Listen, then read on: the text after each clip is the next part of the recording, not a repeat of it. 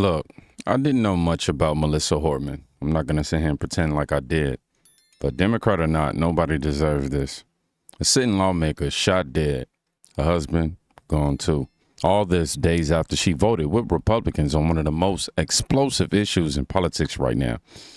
You tell me if that's just a coincidence. Hi, Ken. Good morning. Police Chief Mark Bruley, Brooklyn Park Police Department. The question is, how did we get to Representative Hortman's house, and it was proactively or not. The circumstances that unfolded in Brooklyn Park this morning is that we assisted the Champlin Police Department on a shooting. That shooting was made aware by one of our sergeants that it was at Senator Hoffman's home. In hearing that very intuitive sergeant asked our officers to go check on Melissa Hortman's home, a representative that lives in our community, just proactively as due diligence to swing by. That police officer and his partner pulled down the street when they arrived at Melissa's house. They noticed that there was a police vehicle in the driveway with the lights, emergency lights on, and what appeared to be a police officer at the door coming out of the house. When our officers confronted them, the individual immediately fired upon the officers, who exchanged gunfire, and the suspect retreated back into the home. Was this an actual police officer or an impersonating police officer? Yes, the question is, was it a real person or a person impersonating a police officer? It was not a real police officer. This is somebody that clearly had been impersonating a police officer, again, using the trust of this badge and this uniform to manipulate their way into the home. So Chief Burley, Janet Shortle, Pier 11, the person not only was wearing a badge, posing as a police officer, when they approached their victims, they had a car with lights and sirens? Yes, the question is what kind of vehicle, how were they dressed? They did drive a vehicle that looked exactly like an SUV squad car.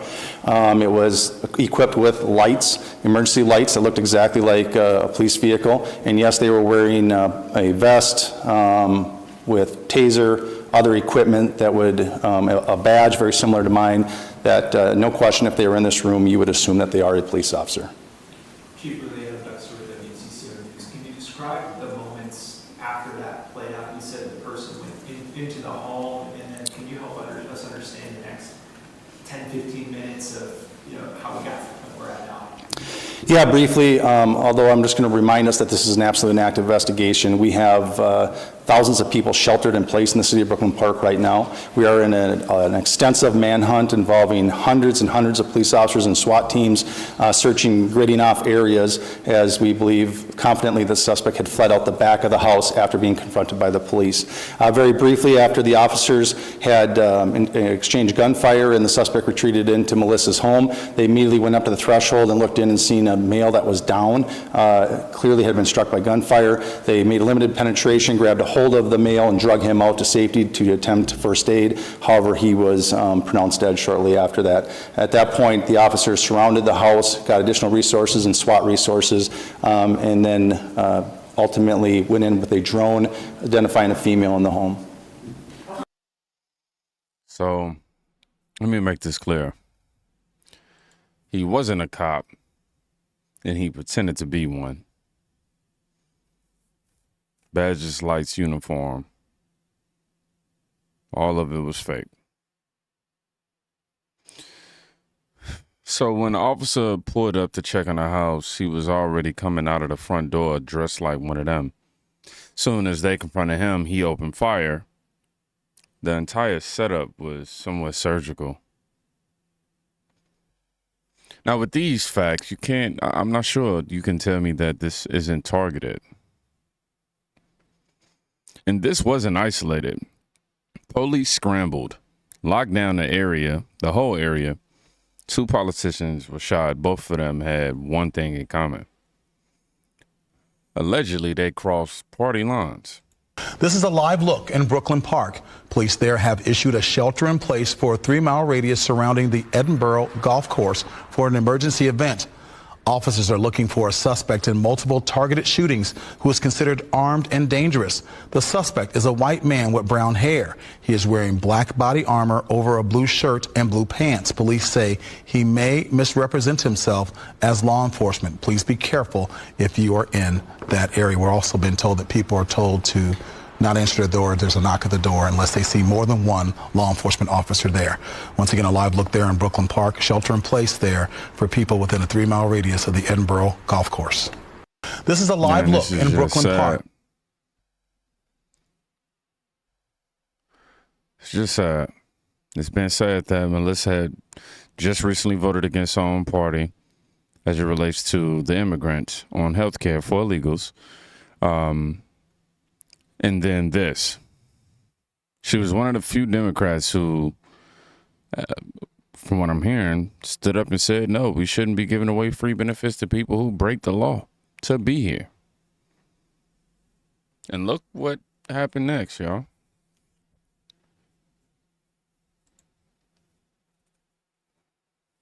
Now, Governor Walz, he even called it what it was, a politically motivated assassination. Check it out. Officials who will share with you what they can as up-to-minute update on the situation here in Minnesota. You're going to be joined by Commissioner Bob Jacobson, BCA Superintendent Drew Evans, State Patrol Colonel Christina Bogoyevich, Champlain Park Police Chief Snyder, and Brooklyn Park Police Chief Mark Bruley, as well as the Mayor of Brooklyn Park. We're here today because an unspeakable tragedy has unfolded in Minnesota. My good friend and colleague, Speaker Melissa Hortman, and her husband Mark were shot and killed early this morning in what appears to be a politically motivated assassination. Our state lost a great leader, and I lost a dearest of friends. Speaker Hortman was someone who served the people of Minnesota with grace, compassion, humor, and a sense of service. She was a formidable public servant, a fixture and a giant in Minnesota. She woke up every day determined to make this state a better place. She is irreplaceable, and we've been missed by so many. Minnesota's thoughts and prayers are with her family, her loved ones, her children, and her parents. My prayers also go out to State Senator John Hortman and his wife Yvette, who were each shot multiple times. The Hortmans are out of surgery at this time and receiving care, and we are cautiously optimistic they will survive this assassination attempt. This was an act of targeted political violence. Peaceful discourse is the foundation of our democracy. We don't settle our differences with violence or at gunpoint. In the state of Minnesota, and as recently as last week, in the most closely divided state legislature in the country, we sat down, we worked things out, we debated, we shook hands and compromised, and we served the state of Minnesota together. We proved that it's possible, even in these politically charged times, to find compromise and adhere to the principles of democracy and civil discourse. We must all, Minnesota and across the country, stand against all forms of political violence. At this precipice moment we're on, this tragic act here in Minnesota should serve as a reminder to all of us. The democracy and the debates in the halls of Congress, in state houses, in school boards, is a way to settle our differences peacefully and move society to a better place. We're collaborating with all local, state, and federal agencies on a full investigation. We're committed to keeping Minnesotans informed as the situation continues. I assure you that those responsible for this will be held accountable, and each and every one. Man, I'm just as shocked.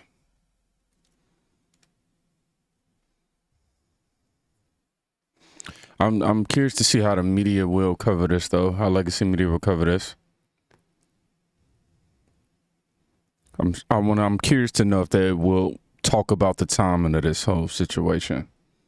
If that doesn't seem suspicious. I'm serious. What it's implying is you vote against the narrative, you disappear.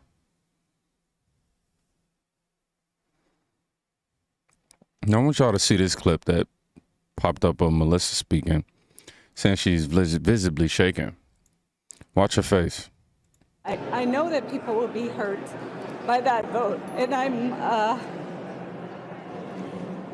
we worked very hard to try to get a budget deal that wouldn't include that provision.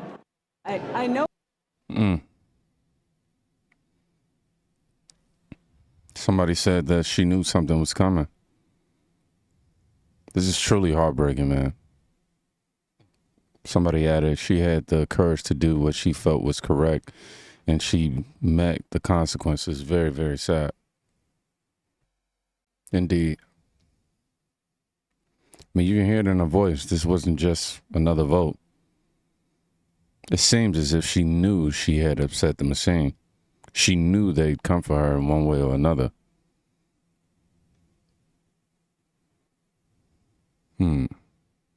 What we do know now is that she's gone.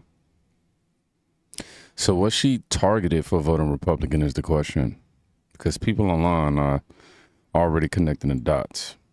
So the news has just come in that Melissa Hortman, as well as her husband, Mark Hortman, have been pronounced dead after an assassination in their hometown of Minnesota. Now, for some of y'all who may not know who Melissa is, she is a congresswoman. She is in the House of Representatives representing Minnesota. And, as much as we may not like to politicize these things, this was political.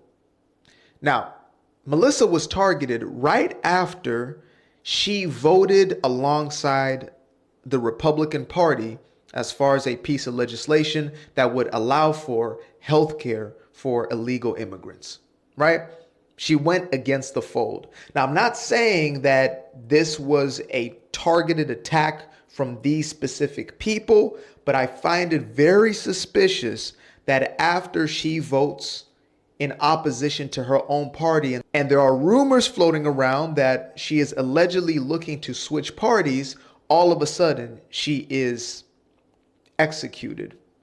So rest in peace. So rest in peace to Melissa and her husband. Honestly, nobody, no matter what political affiliation you have, deserves to be taken out in such a way. And unfortunately, this just seems to be the way in which the left handles business, allegedly, right? I mean, again, if you look at where most of the actual violence has taken place, it's been. So it's been said that she crossed the line, her party line, and that's all it took. They're saying that she stood up. Well, I seen that she stood up for something that, truth be told, everyday people, everyday Americans agree with.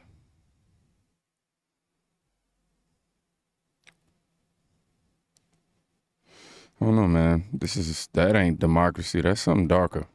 I mean, you thought this couldn't get any more twisted, y'all. Are there reasons to believe that these events were also targeted by the person in the manifesto in the car?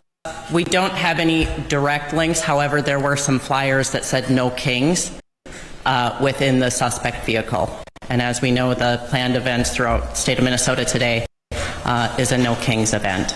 And so the reference materials that were inside of the vehicle that we saw, we have no understanding that any of the no kings events would be targeted, but we also find it of interest to the public that these would be in there, and we want to alert everybody until we do that. Because this is such an active investigation with information not knowing right now, we feel it's an obligation to all of you and the public across the state of Minnesota to alert you of it, and that's why the colonel made the notation of recommending people don't go today. But the individuals are not in custody yet, and so we want to make sure as that very active manhunt is underway and continues, that we make sure that we're sharing that, and that's part of why we're making the recommendation. As to the investigation and the list, we are working through that now and talking to individuals, and we'll continue to.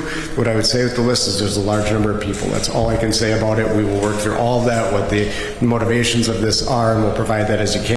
This is really a public safety announcement for everybody so that we can make sure people are informed and make safe decisions throughout the day.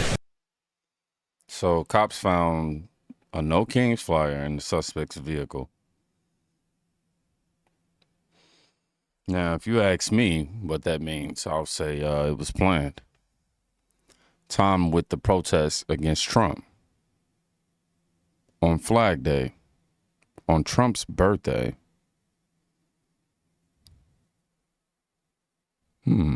It's not seeming random. It's seeming more symbolic. Again, I didn't know Melissa Hortman, but I know this. When a Democrat is assassinated after voting with Republicans, that should scare everyone. Left or right. You cross the narrative, you get erased. That's not America. That's something else.